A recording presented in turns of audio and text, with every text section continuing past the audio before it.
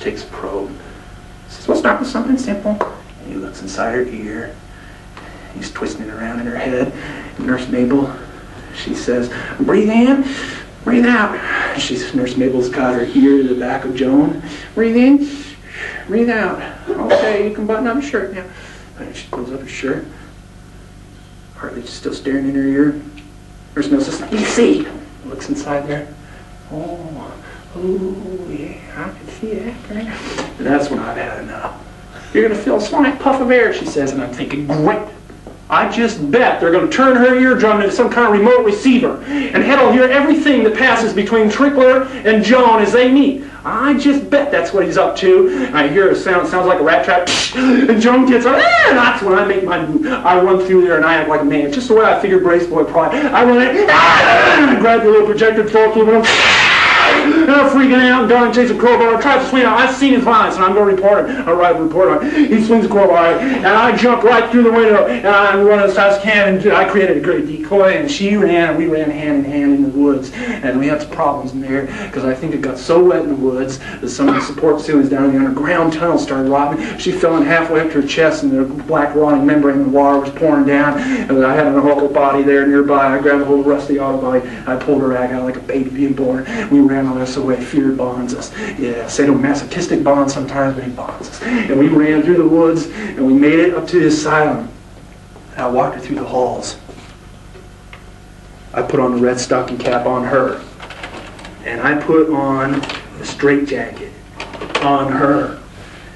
Joan, this is for your good, your own good. We're going to take you. You're going to meet your father. You're going to finally deal with all your fears, and all the secrets are going to come out, and all of us are going to be healed, Joan. And I didn't have to admit, I put that straitjacket pretty tight on her.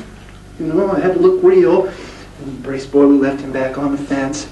And so, the rain was still coming down a little bit.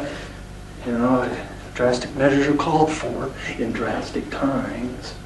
And so I'm wheeling her through the hall towards the elevator. I went up the handicap ramp.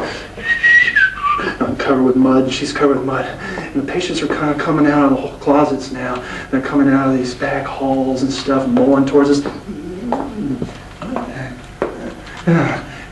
Hey, what's wrong with you? Haven't you seen Brace Boy before? Just went for a little while. He tried to snatch a bite of my hand. I fell in the mud out there. No big deal. We're just trying to get him in here, you know, inside where he's safe. And I can see back down one long hallway. I could have sworn I saw some guy. He had white overalls on, a huge brow, a weird-looking kind of guy.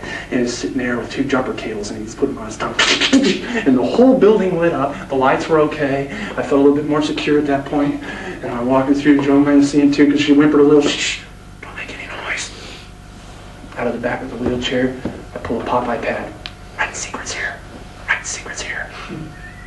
It says it right there on the Popeye pad. I didn't have to say a word. It was genius. I had it all planned out.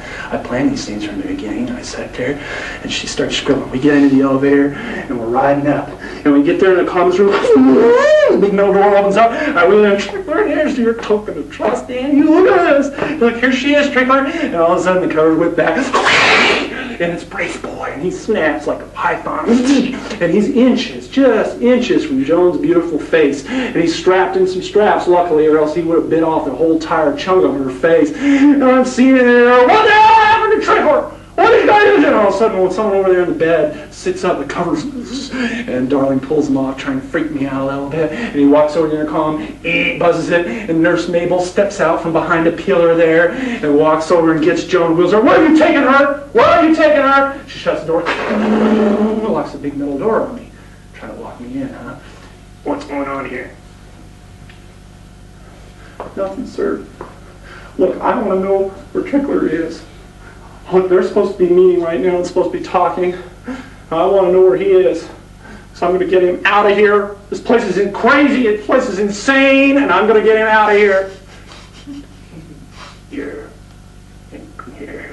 mad. You're mad, Dr. Hauser. I don't want to hear those words. He's gotten into your brain, hasn't he? Yeah, he might have gotten in my brain. What's going on? I want to know whatever happened between you and Joan over the last several days, and I hope to God nothing unethical's gone on. I'm not telling you anything. You'd love to know our secrets, wouldn't you? You can jerk off on her slippery little brain, you sick old man. Look, I'm taking Trickler out of here, and that's all there is to it. Joan's gonna need some intensive counseling after what you've done. You keep your hands off Joan. She's mine. You keep your hands off her, you understand? Paranoia is contagious, isn't it, Dr. Hazard? Maybe a little. You're fired. Wait a minute, sir. This is all very sobering. Look, maybe I've gone a little overboard. I probably just need a couple good nights' sleep, sir, and I'll be fine. Look, my patients need me. Like, I got hardly. He thinks I'm a god, man. I cured him. Come on. Let me stick around a little bit longer. No. I'm afraid you must go. Eat. I go to the big middle door. I know they lock me in. Opens right up. Damn, Trickler. You got it in my head, Trickler. You're winning this battle of psychological warfare. And I go into the elevator, clear out my desk. I'm getting out of here. I'm going running for the planes. I'm never coming back. And I get into the elevator and put my hand over B for basement. No. Floor 3 is really intriguing me. Never been up there. That's where Head resides, so they say. Floor 3.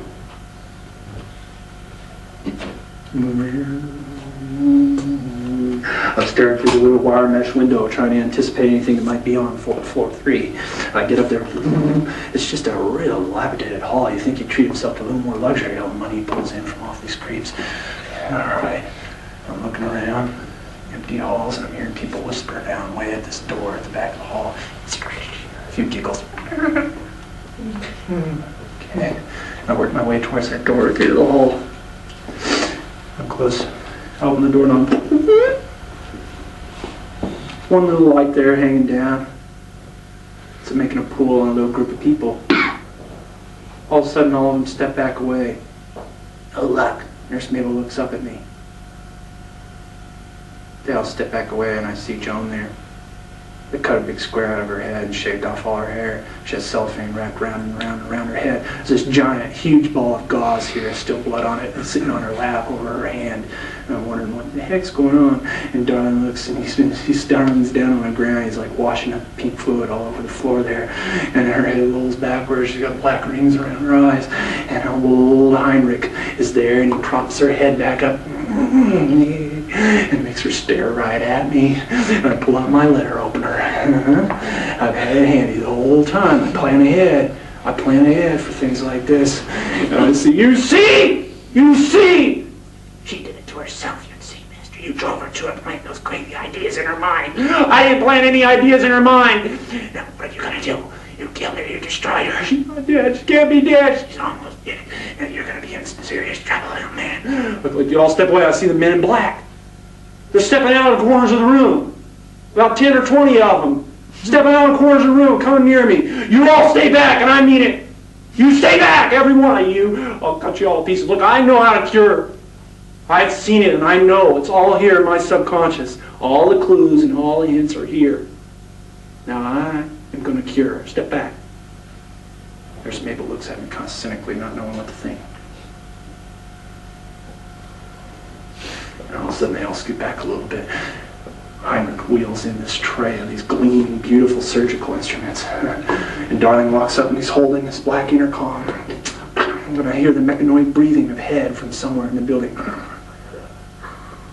I want you to describe everything you're doing, says Nurse Mabel. She gets out a little pad and starts writing things on it. I walk up like I'm giving a little medical lecture. Well, gentlemen, the secret is in her finger.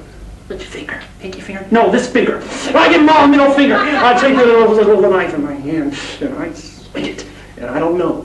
I think it hit pretty hard on Darling's neck. And they were stunned. I stunned them. It gave me a little psychological leeway here. I push the button. Run, Trickler, run! They got it! I'm out of there as fast as I can. In my white garments here, there's all these kind of white things. I wear pajamas. I put them on.